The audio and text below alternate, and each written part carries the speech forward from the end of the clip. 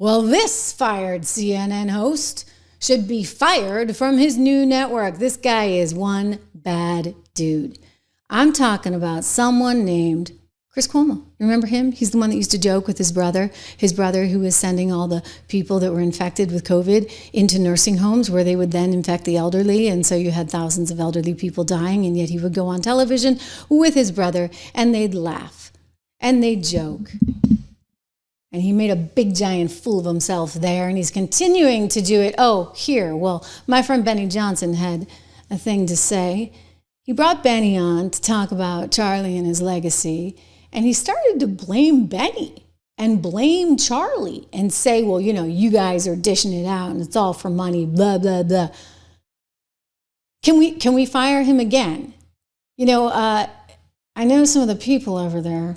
I think they should take a look. Maybe I should make some calls. This guy, he wants attention, okay? And I hate to give it to him, but you got to see this. I don't really care how we got here so much. There is a lot of blame to go around.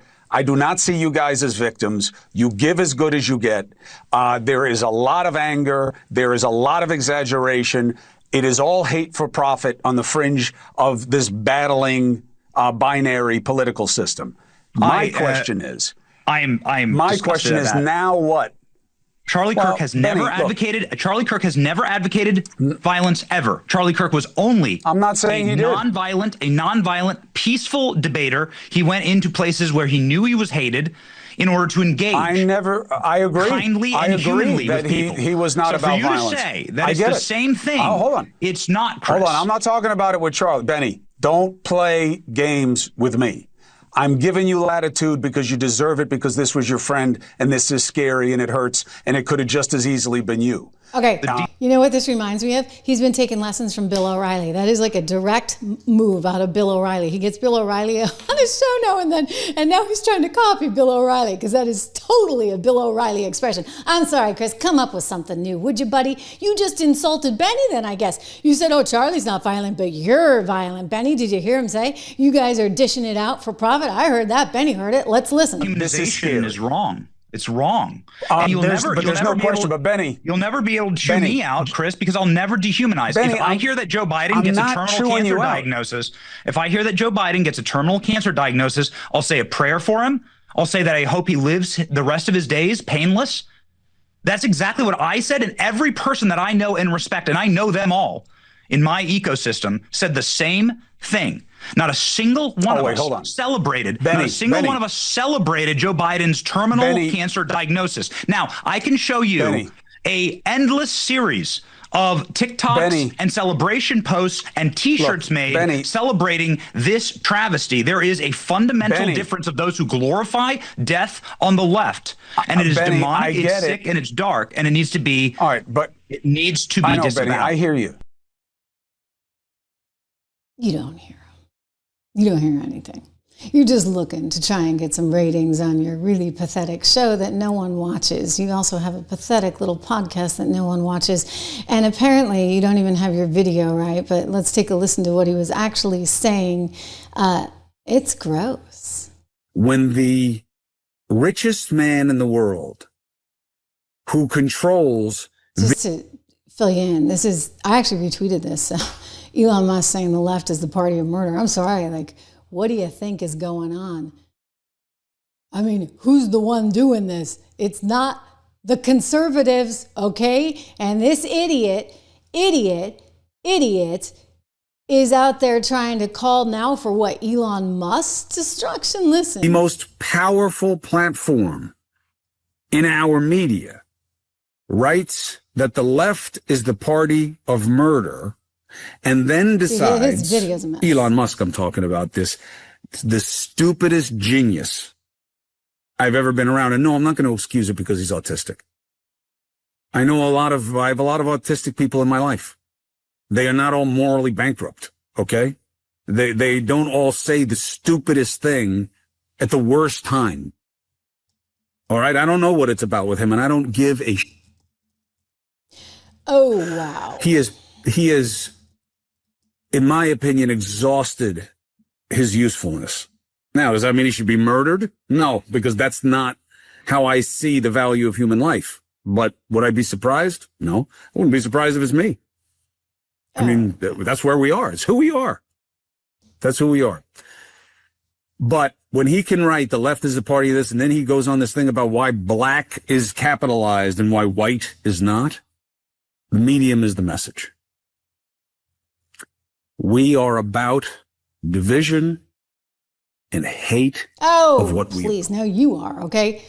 So sorry I had to put my face over his. I'm sure you'd rather see my face than his. I'd rather see my face than his. Anyway, his video is all screwed up, so not sure what's going over on his podcast in terms of production value, but whatever. That is the guy that was fired from CNN, who was then attacking Benny on his God knows what show that nobody watches and nobody's heard of, and then started to go after Elon Musk because Elon Musk is calling this stuff out. Elon Musk is making the point, I made the same point with you guys the other day, like, why do we always capitalize black in the New York Times, but it's lowercase white? Why shouldn't it be lowercase black? Oh, just so you know, the rationale behind that one is black is an identity, white is not. Excuse me? Again, there's a lot of black people in the world from all over the world. I mean, Africa's a pretty big continent. You got a lot of black people there. Do you think they all have something in common with each other? Oh, do they have something in common with people that grew up in Georgia or people that grew up in New York City? No, it's like saying, me, Trish Regan, you're from New Hampshire and you're Irish, and therefore you're exactly the same as someone from Ukraine or someone from Poland. I mean, because you're all white, right? You must all have the same experiences. But they think that everybody who's black is exactly the same. I'm sorry, that's a very, very narrow view of the world, New York Times, AP, and the rest of you, like Chris Cuomo. Very narrow view of the world. Everything, it's all lowercase, okay? Because, if you're Nigerian, then I get it, okay? If you're, if you want to go with African American, I get it. If you're Haitian, capital H, just like if you're Irish, capital I, Irish American. These people, though, he's going on about, they're all trying to divide. What do you think he's doing? He's doing plenty of it himself, and he's doing it for attention. He's doing it for clicks, and I'll tell you this. I mean, some people are getting kind of fed up. This guy, you've never heard of him before. I guarantee you. His biggest claim to fame, like I said, is he is dating Maria Shriver. I used to work with him at Bloomberg. He actually seemed like a reasonable, sensible enough analyst back then. But, TDS happened, and these people all went off the deep end, including one Matt Dowd. Look at what he said about Charlie Kirk as the guy is getting operated on. I'm getting texts from friends. Charlie's not going to make it, we don't think. And I'm hoping to God, he will. I went on the air with you the other day and we blew out the whole show. I mean, I was going to talk about the poor Ukrainian girl, and for goodness sakes, I got a report that a guy I've known for some 10 years just got shot by some maniac and is in surgery, and this one said this. But following up what was just said, he's been one of the most divisive, especially divisive younger figures in this, who is constantly sort of pushing this sort of hate speech or sort of aimed at certain groups. And I always go back to hateful thoughts lead to hateful words, which then lead to hateful actions. Wow. Like he deserved it. You're like Georgie Poo over there in the UK. The guy that debated Charlie Kirk and lost, but got promoted to become the president of the Oxford Union Debate Society, laughing about it on WhatsApp, laughing about it on Instagram. Oh, he deserves this? He deserves this because he dared to express a viewpoint that might be different than you? I don't think so. MSNBC lady's freaking out. The woman who runs MSNBC, I mean, I'm telling you, she's on the chopping block because she's got a messed up situation over there on MSNBC. Nobody is getting any ratings. They're paying Rachel Maddow $25 million a year. They can't afford. In about 8 to 10 weeks, they're supposed to spin off as the Ms. Network. Yeah, MS Now. Ms. So they're going to be the Ms. Network, and not only that, they're going to be under the umbrella of something called Versant, or Versant, as they would say. And that Versant is supposed to be mean and lean and ready for this new generation of media, only they're cable. So clearly they can't be ready for the new generation of media because they are by very definition the old generation of media. This is like radio, okay? I'm sorry, bye-bye cable. We're not watching you anymore. We've all cut the cord. I did so. I saved like $600. That shows you how many cable boxes I had in my house, right? Cut the cord. If you haven't, do it. Take the plunge. You're going to save yourself a fortune. Anyway, Rebecca Cutler, she knows this. She's got no rating. She's now in charge of a dying network. She did fire Joy Reid. Kudos to her for that one. She did fire Matthew Dowd. Kudos to her for that one.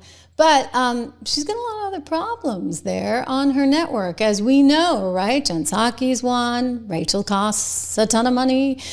I'm sure you could keep Chris Hayes, who looks just like Rachel, right in that slot. Kind of sounds like Rachel, too. Same kind of like staccato in the voice. Just keep him. He's cheaper. That would be my advice. Statement from MSNBC President Rebecca Cutler. During our breaking news coverage of the shooting of Charlie Kirk, Matthew Dowd made comments that were inappropriate, insensitive, and unacceptable. We apologize for his statements, as he has. There's no place for violence in America, political or otherwise. That was at 7:01 last night. Or maybe night before. Gosh, I gotta tell you guys, these days are kind of, unfortunately, just like blurring into each other, right? It's been quite a week, I think, for all of us. We'll talk a little bit more about that coming up, because you've been grieving with me, and I love you for that, because I don't feel alone in this. I have all of you. We're coming up on 1 million subs, and you're as upset as I am, and we're in this together, and Charlie's legacy is going to live on. But I would just say that that was not enough. So at 7 o'clock, she tweets that out. I retweeted it saying, hey, MSNBC, not enough. Guess what they did? Within an hour, they got rid of the guy, Matt Dowd. Bye, bye, bye, bye. I don't think he cost them much, but, you know, every penny counts these days. And he's not doing you any favors, so they fired him. And he deserved to be fired. You know who else deserves to be fired? And I guarantee you she's not costing you that much, but she's terrible on television, and she's lighting a fire all the time, all day long. The one with the drapey hair that I call the wallflower. She should not be working in TV. I think she used to be some kind of a political op, like running campaigns and stuff. Oh yeah, she's the one that hated Sarah Palin so much. She really shouldn't be on TV. But you know what? Who am I to say? Rebecca, I could do a much better job handling your network, but that would actually make me an MSNBC employee. Okay, here's Nicole. The permission structure for violence. You've got polls about political violence. Democrats don't think it's a good idea. Only Republicans. Only people inclined to consume conservative media are now, I think, upward of 50% say that if necessary, violence is okay. You've only got the conduct on one of the two sides. You see, they think it's us. But I would just say the evidence, the actual evidence, who does it point to? Da-da-da, drum roll, please, them. I just don't even know why there aren't uprisings all over the country, and maybe there will be.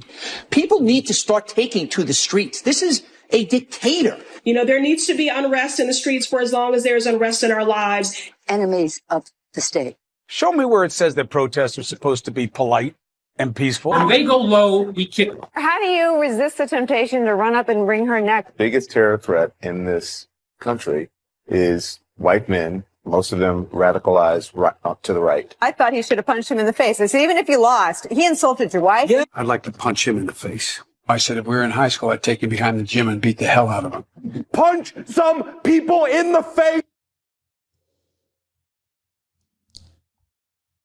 Well, they took you literally, guys. They took you quite literally now, didn't they?